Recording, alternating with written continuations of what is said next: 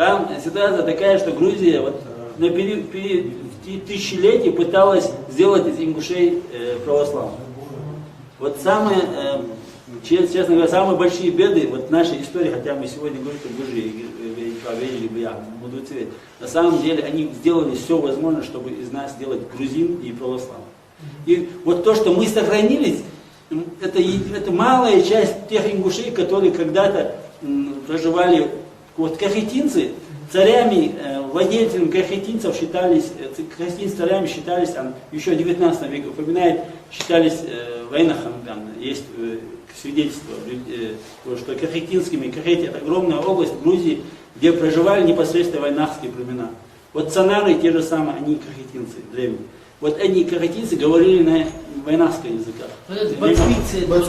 Батпицы это единственная сохранившаяся ветвь вот этих кахетинцев, в принципе, древних кахетинцев. Картограф говорит, он карту рисовал не по картам, а по событиям. Вот у него ареал обитания ингушей простирался вглубь Грузии.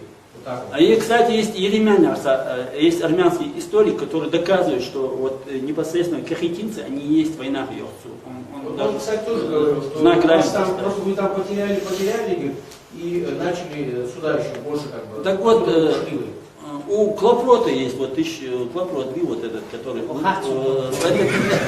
Это нанятый Россией для исследований новой, для составления новой истории Кавказа. В принципе, это автор идей Алана Осетин. В принципе. У него задача такая была поставлена, он ее реализовал. Наемный ученый. Так вот, этот Клопрот пишет о том, что граница Северной Грузии заканчивается в Анануре. Ананур это крепость, которая находится от перевала Крестового на юг в сторону Тбилиси, еще километров 30-50 надо проехать, цикл Ананур.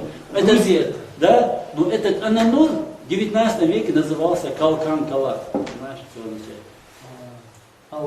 Да, это, есть такая версия просто, но они пытаются это по-другому объяснить. Так вот, рядом с ним находится другое поселение, Панасаурья, место, где собирались вот эти караваны. Так вот, это Пасанаури, это ее древнее название Кистаури. А Кисты это Кистаури, это чисто войнавское обозначение война.